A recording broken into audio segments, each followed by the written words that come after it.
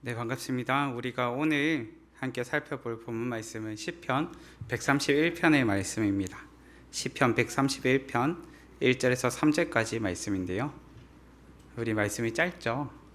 우리 한 마음으로, 우리 한 목소리로 함께 봉독하셨으면 합니다. 함께 읽으시겠습니다. 여호와여, 내 마음이 교만하지 아니하고 내 눈이 오만하지 아니하며 내가 큰 일과 감당하지 못할 놀라운 일을 하려고 힘쓰지 아니하나이다. 실로 내가 내 영혼으로 고요하고 평온하게 하기를 젖된 아이가 그의 어머니 품에 있음 같게 하였나니 내 영혼이 젖된 아이와 같도다. 이스라엘아, 지금부터 영원까지 여호와를 바랄지어다. 아멘. 오늘 말씀으로 주의 자녀로 산다는 것은 이라는 제목으로 말씀을 나누고자 합니다. 우리 영상 잘 보셨죠? 네. 혹시 아직 망설임이 있는 친구가 있을까요? 예, 청년부 친구들에게 알립니다. 우리 예배 시작하기 전에 잘 권면해주고 있더라고요. 제가 말하지 않았지만 너무 감사하게 잘 땡겨주고 격려해주고 계셨는데요. 처음으로 바다로 가요. 다시 없을 거예요. 그래서 청년부 친구들 꼭 속히 신청해주기를. 참고로 예상치보다 지금 열심히 분준이 많이 들어오고 있습니다. 그래서 너무 많으면 저희가 자르진 않아요. 그래서 더 확장해서 갈 거니까요. 걱정하지 말고 신청 부탁드립니다. 자, 그럼 이제 시편 말씀 한번 살펴볼게요. 오늘 말씀 가운데는 주의 자녀로 산다는 것, 한마디로 하나님의 자녀로 산다는 것이 어떤 것인지 불과 3절밖에 안 되는 이 짧은 말씀 가운데 잘 담겨 있습니다. 하나님은 우리의 아버지가 되시고 우리는 하나님의 자녀가 되었습니다. 이것이 우리가 이 땅 가운데서 우리를 지으시고 우리를 부르신 하나님과의 관계입니다. 우리 성도님들께서는 오늘을 사시면서 하나님의 자녀로 살고 계실까요? 아니면 하나님의 자녀로 살아야 된다는 것이 무엇인지 고민하고 계실까요? 생각해 본다면 하나님의 자녀로 산다는 것이 어떤 것인지 고민이 되죠. 그리고 어떻게 살아야 되지? 어떻게 사는 게 하나님의 자녀로 사는 걸까에 대해서 우리의 가운데 갈팡질팡하는 마음이 놓이기도 합니다. 구체적으로 이것이 무엇을 의미하는 것인지, 그리고 어떻게 살아야 하는 것인지 고민이 찾아옵니다. 이런 우리 가운데 오늘 말씀은 특별히 주의 자녀로 사는 것이 어떻게 사는 것인지를 가르쳐 줍니다. 말씀을 통해서 우리 주의 자녀로 산다는 것이 어떤 의미고 어떤 삶인지를 살펴보기 원합니다. 우선 먼저 첫째로 살펴보게 되는 것은 내 마음보다 아버지를 따르는 삶입니다. 주의 자녀로 산다는 것은 내 마음보다 하나님 아버지의 뜻에 따라 사는 삶입니다. 오늘 우리가 사는 이 시대를 정의하는 다양한 표현들이 있습니다. 이 시대를 정의하면서 다양하게 정의해 볼 수 있을 것 같습니다. 그런데 저는 이 시대를 표현하는 표현 중 자아 숭배의 시대라는 표현이 가장 와닿습니다. 무슨 말인가 하니까 오늘 이 시대는 그 어느 때보다도 자기 중심적인 시대입니다. 자기 마음을 따르라 가르치는 시대입니다. 자기 내면을 깊이 통찰하여 바라보면 삶의 가치와 목적을 발견할 수 있을 것이다 라고 말하는 시대입니다. 혹시 우리 성도님들께서는 내 마음을 따르며 살아야 한다라고 말할 때 이것이 맞다고 생각하실까요? 아니면 틀렸다고 생각하실까요? 내 마음을 따르며 살아야 한다라는 것을 우리가 제시해 본다면 이것을 틀렸다고 말할 사람은 거의 없을 것 같습니다. 그런데 성도님들, 본문은 여기에 대해서 이렇게 기록합니다. 본문 1절 말씀입니다. 여호와여, 내 마음이 교만하지 아니하고 내 눈이 오만하지 아니하오며. 성도 여러분, 내 마음대로 내 뜻대로 사는 인생을 가리켜 성경에서 표현하는 방법은 교만한 모습과 오만한 모습이라 이야기합니다. 기본적으로 우리는 자기 중심적인 사고를 갖고 있습니다. 자기 중심적인 사고가 가장 두드러질 때가 혹시 언제인지 아십니까? 어릴 때입니다. 왜 어릴 때가 자기 중심적인 사고가 가장 두드러질까요? 그때는 타인에 대한 배려나 존중이 거의 없기 때문입니다. 가장 미성숙한 시절에 우리는 가장 자기 중심적인 삶을 삽니다. 다른 사람을 이해하고 배려하는 것을 차츰 시간이 지나고 난 다음입니다. 시간이 지나면서 차츰 성숙이라는 과정, 그리고 자아가 성장하는 과정을 거치고 난 다음에 타인을 향한 존중도 배려도 생겨나게 됩니다. 그렇게 영국의 한 작가는 이렇게 표현합니다. 자신의 세상을 넓히려면 늘 스스로 작아져야 한다. 우리는 자신의 작음을 깨닫고 하나님의 크심을 깨닫는 것을 겸손이라고 표현합니다. 마찬가지로 내 마음을 따를 용기보다 하나님의 뜻을, 하나님 아버지를 따를 용기가 우리에게 있기를 바랍니다. 하나님의 자녀로 산다는 것은 하나님의 크심을 아는 것이요, 그리고 또한 나의 작디 작음을 아는 것입니다. 우리는 자기를 예배하는 존재로서 지음받지 않았습니다. 우리는 우리와 비교할 수 없는 하나님, 우리보다 위대하시고 전능하신 하나님을 예배하기 위해서 지음받았습니다. 그렇게 우리 가운데는 우리 스스로를 바라보며 내면 깊숙한 곳에서 삶의 목적을 발견할 수 있는 것이 아니라 오히려 하나님을 바라볼 때 삶의 목적을 발견할 수 있습니다. 그리고 과연 우리의 정체성이 무엇인지를 고민할 때 그 정체성도 오직 하나님을 바라볼 때에야 깨달을 수 있습니다. 그렇다면 내 마음대로 살지 않고 아버지를 따라서 살기 위한 가장 좋은 방법은 무엇일까요? 제가 추천드리는 방법은 큐티입니다. 혹시 우리 성도님들 큐티 하십니까? 큐티가 뭐 하는 시간일까요? 우리는 큐티하는 시간을 통해서 말씀도 읽고요, 묵상도 하고요, 기도도 합니다. 그리고 무엇까지 나아갑니까? 삶에 적용하는 시간까지 나아갑니다. 그래서 자기 중심이라는 사고 체계를 하나님 중심의 사고 체계로 바꾸는 시간, 그 시간이 바로 큐티입니다. 큐티에 대해서 다양하게 정의해 볼 수 있겠지만 제가 좋아하는 정의는 이렇습니다. 하나님 앞에서 살려고 애쓴 사람들의 흔적이다. 제가 이 표현을 왕왕 사용합니다. 그런데 저는 이 표현이 정말 와닿습니다. 도대체 하나님 앞에서 하나님의 자녀로 어떻게 살아야 될까를 고민할 때 우리 가운데 주어져 있는 좋은 방법, 그것이 뭐라고요? 큐티라는 것입니다. 하나님 앞에서 하나님 자녀로 살기 위해 애쓴 사람들이 큐티를 시작하고 말씀을 나누고 묵상하며 기도하고 삶에 적용해서 하나님의 자녀로 살기 위해서, 자녀답기 위해서 발버둥 치면서 행한 것입니다. 하나님의 말씀을 잊지 않고 아버지의 뜻대로 살기 위해서 그렇게 우리는 큐티에 도전해 보셨으면 합니다.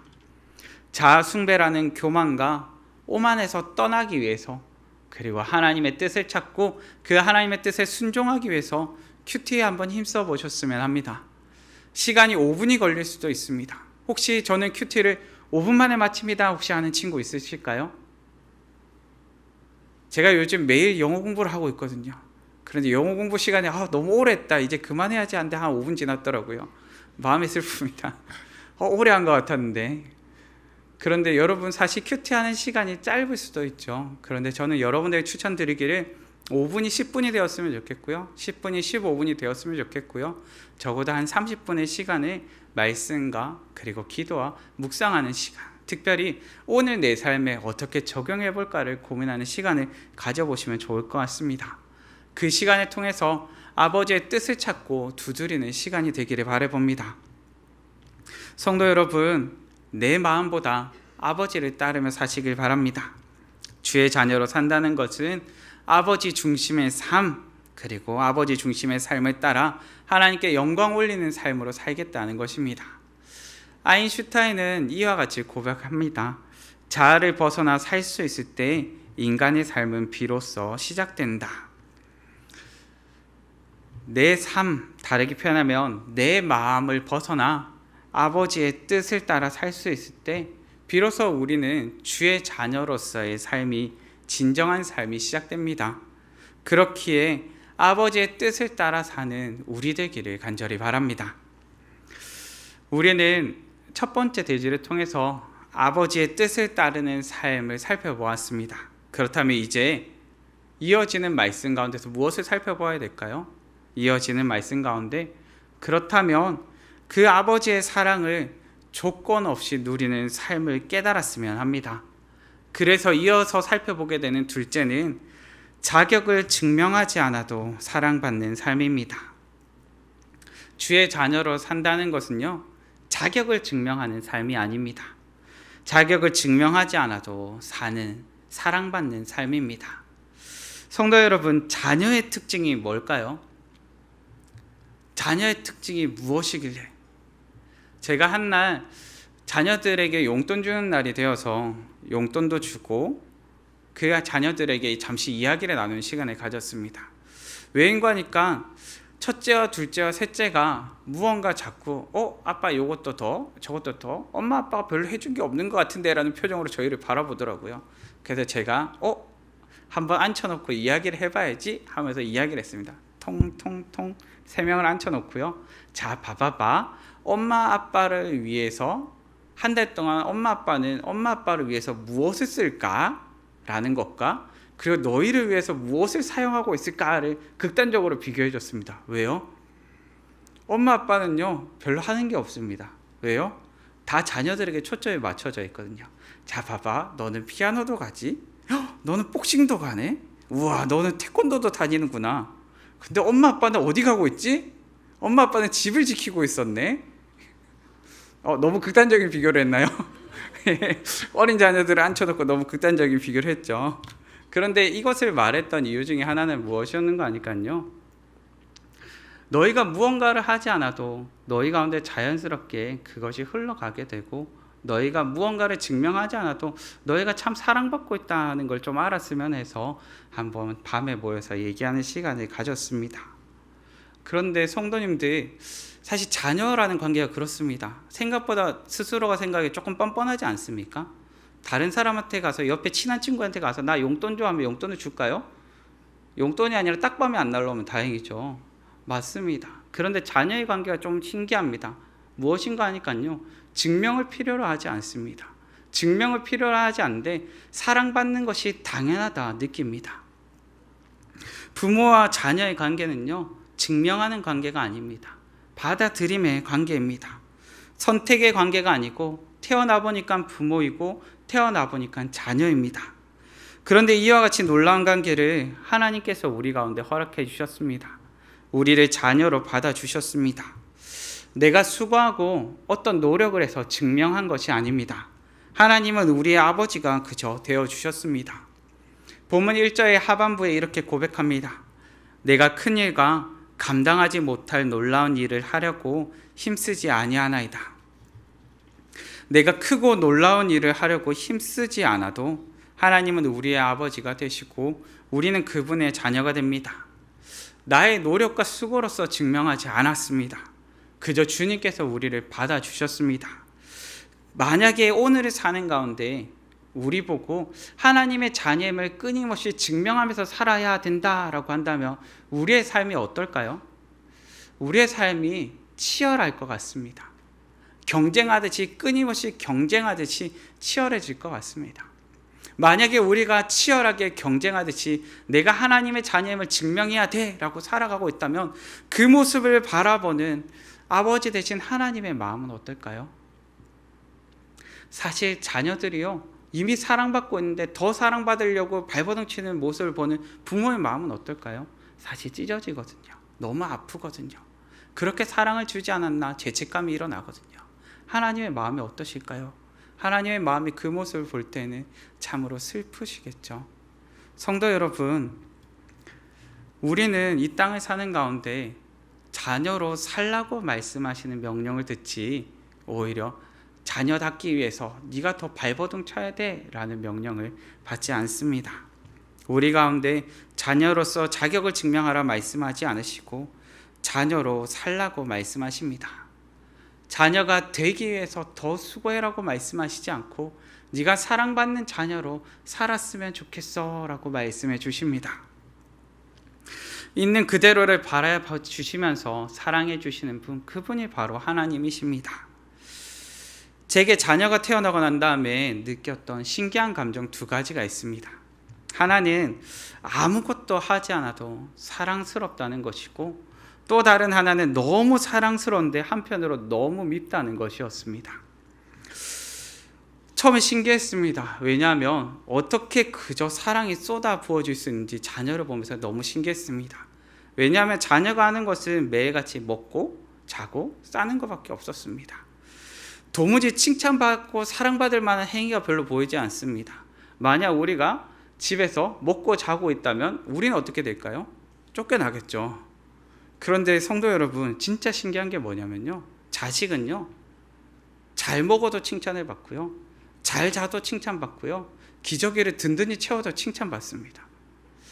조금 그때가 부러우신가요? 네, 부러우실 수 있습니다. 어떻게 저거는 다 해도 칭찬을 받지? 웃어도 칭찬받고, 울어도 칭찬받고, 맞죠? 굴러다녀도 칭찬받고, 뒤집는 게 뭐라고 뒤집는다고 또 칭찬받습니다. 신기하지 않습니까? 저는 사실 그 시간이 너무 신기했습니다. 왜냐하면 노력하지 않는데 사랑이 쏟아 부어지기 때문입니다. 어떤 노력을 한 것이 아니지만 자녀에게 사랑이 쏟아 부어집니다. 그런데 물론 너무 사랑하지만 또한 우리의 마음 가운데 너무 미움이 일어나는 순간도 있습니다. 너무 사랑스러운데 너무 얄미울 때도 있습니다. 너무 사랑스러운데 한 대 콕 지옥받고 싶을 때가 있습니다. 제가 사실 이 두 감정이 공존할 수 있다는 게 잘 이해가 안 됐습니다. 그래서 저는 제 감정선이 좀 고장났나 싶었습니다. 왜냐하면 미워하면 미워하는 거지 너무 사랑스러운데 미워할 수 있을까? 네, 그럴 수가 있더라고요. 저는 사실 그 전까지 매우 단순한 인생을 살았습니다. 저의 감정선은 이면이고 아니면 아니고 매우 분명한 선이 있었습니다. 그런데 자녀를 보니까 그게 잘 안 되더라고요.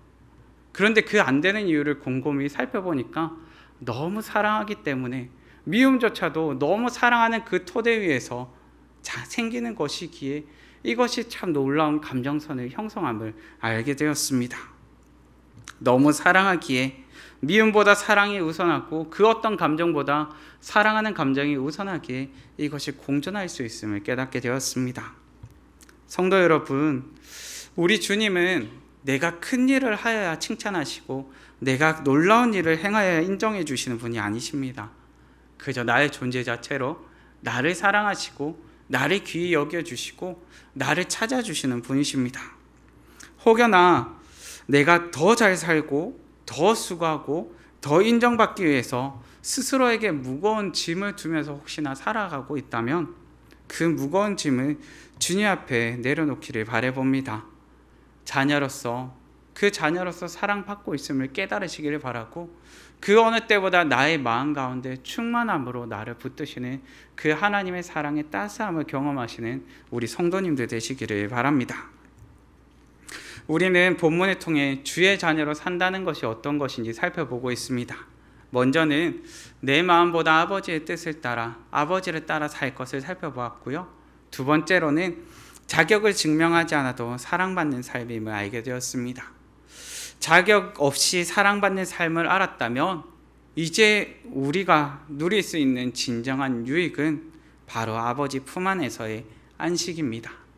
그렇게 마지막 셋째는 주님 품 안에 참된 안식을 경험하는 삶입니다. 성도 여러분, 자녀가 누리는 가장 큰 유익은 무엇일까요? 부모의 품 안에서 쉴 수 있다는 것입니다. 참된 안식의 장소, 바로 그것이 주님의 품입니다. 본문 2절 말씀입니다. 실로 내가 내 영혼으로 고요하고 평온하게 하기를 젖된 아이가 그의 어머니 품에 있음 같게 하였나니 내 영혼이 젖된 아이와 같도다. 어린 아기들이 세상 가장 편안하고 평온한 표정을 지을 때가 혹시 언제인지 아시나요? 바로 엄마의 품 안에 있을 때입니다. 엄마의 품 안에 맘마를 열심히 먹고 그 가운데 이제 졸린 듯한 눈으로 바라보고 있을 때입니다. 사실 그 표정이 너무 신기합니다. 왜냐하면 너무나 신뢰하고 있고 너무나 편하다는 것이 아이의 표정을 통해서 드러나거든요. 또 아이들 가운데 어떻게 드러납니까? 그 품 안에 폭 안기는 순간에도 드러납니다. 더없이 편안하게 더없이 쉼을 누리고 있음을 그 품 안에 있을 때 깨달을 수 있습니다. 저는 여기에 대해서 고향의 부모님 댁에 방문했을 때와 손님으로 다른 사람의 집에 방문했을 때를 떠올려 보면 참 좋다고 생각합니다. 명절에 되어 부모님 댁에 가면 저는 무엇을 하고 있을까요? 이제 명절이 한 2달 남았거든요. 많이 남았죠. 많이 남았습니다. 그런데 저는 2달 뒤에 뭐 하고 있을까요? 저는 집에 가면 당연히 누워 있습니다. 죄송합니다, 여러분. 저는 명절에 집에 가면요, 할 수 있는 한 누워 있고 어떻게 굴러다닐 수 있을까를 고민할 때가 있습니다. 그런데 제가 결혼하고 독립한 지가 벌써 10년도 훨씬 지났죠. 한 12년 정도가 되었고요. 그리고 이제 사실 부모님께 자주 연락을 드리는 편은 아닙니다. 그래도 기회가 되는 대로 왕왕 연락을 드리죠. 그런데도 불구하고 저는 부모님 댁에 가면 어떻게 하고 있을까요? 누워 있습니다. 참 뻔뻔하죠. 거실에 누워가지고 굴러다니고 있습니다. 매일같이 얼굴을 마주하는 것도 아닙니다. 그런데 왜 그렇게 할 수 있을까요? 너무 편안하기 때문입니다. 부모님의 품 안, 부모님의 공간, 부모님의 그늘이 너무나 편안하기 때문입니다. 그런데 매일같이 얼굴을 마주하며 함께 지내고 있는 사람이 있을지라도 그 사람의 집에 손님으로서 방문하게 된다면 어떨까요? 마음껏 편안하게 누워있고 굴러다닐 수 있을까요? 아직 그러긴 사실 어려울 것 같습니다. 마음껏 냉장고 문을 열 수도 없고 마음껏 그곳에 있는 것을 편하게 먹을 수도 없습니다. 왜냐하면 우리는 그곳에서 손님이기 때문입니다. 우리 성도님들께서는 주님과 함께하는 시간 가운데 어떻게 보내고 계십니까? 자녀로서 보내고 계십니까? 자녀로서 편안함과 안식을 누리고 계십니까?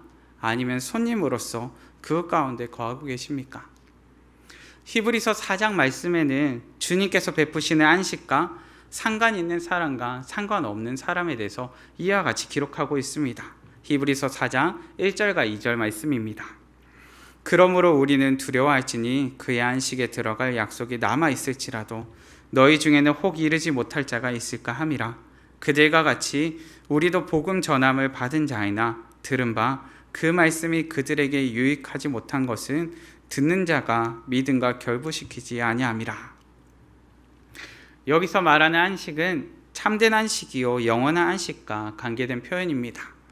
문제는 3절에서도 저 안식에 들어가는 도다라고 표현합니다.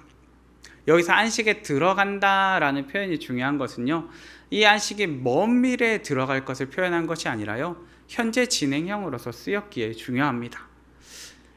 이 안식이 먼 미래에 주어질 안식을 말하는 것이 아니라 지금 현재 우리가 누리게 될 안식을 말하고 있기 때문에 중요한 것입니다.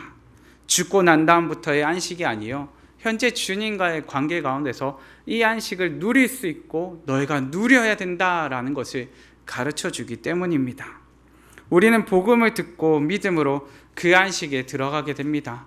죄의 종되었던 우리가 예수 그리스도로 말미암아 주의 자녀가 되었다는 기쁜 소식을 듣습니다. 그리고 죄의 종되었던 우리가 예수 그리스도로 말미암아 의의 자녀가 됨을 경험하게 됩니다. 이 기쁜 소식으로 말미암아 우리는 무엇을 경험하는 것입니까? 바로 참된 평안과 참된 안식을 경험하게 되는 것입니다.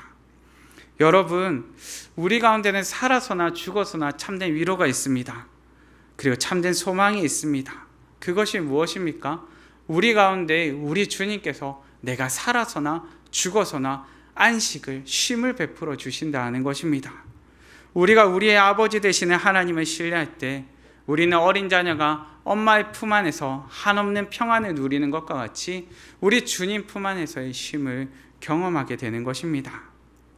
그렇게 성도 여러분, 우리의 인생 가운데 쉼이 필요할 때, 그리고 나의 인생 가운데 쉼이 필요할 때 주님 품 안에서의 안식을 경험하시는 우리 성도님들 되셨으면 합니다. 어린아이와 같이 주님 앞에 나와서 때로는 목 놓아 울어도 보시고요, 때로는 때도 써보시고요, 때로는 주님 앞에서 굴러다니셔도 괜찮습니다. 저도 때로는 굴러다니고 있거든요.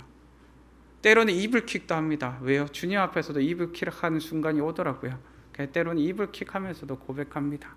그런데 그 시간을 통해서 주님 안에서의 쉼을 경험하게 됩니다. 성도 여러분들, 꼭 주님의 품 안에서 어린아이와 같이 쉼을 경험하시는 우리 성도님들 되시기를 바랍니다. 말씀을 정리하겠습니다. 오늘 본문을 통해 주의 자녀로 산다는 것이 어떤 삶인지 살펴보았습니다. 내 마음, 내 뜻대로 수고하고 노력하여 얻을 수 있는 삶은 아니었습니다. 아버지의 뜻을 따르며 아버지의 사랑을 받으며 아버지의 품 안에서 누리는 참된 안식을 경험하는 삶이었습니다. 주의 자녀로 내 뜻이 아닌 아버지의 뜻대로 살기를 결단하는 우리 되길 바랍니다. 그리고 주님의 자녀로서 이 모든 유익을 누리셨으면 합니다. 자녀로서의 유익을 누리며 주님과의 특별한 관계 가운데 쉼을 누리시는 우리 성도님들 되시기를 간절히 바랍니다. 우리 이 시간 마음 모아서 함께 찬양하셨으면 하는데요. 우리 주의 자녀로 산다는 것은 이라는 찬양 함께 고백하시면서 찬양하시겠습니다.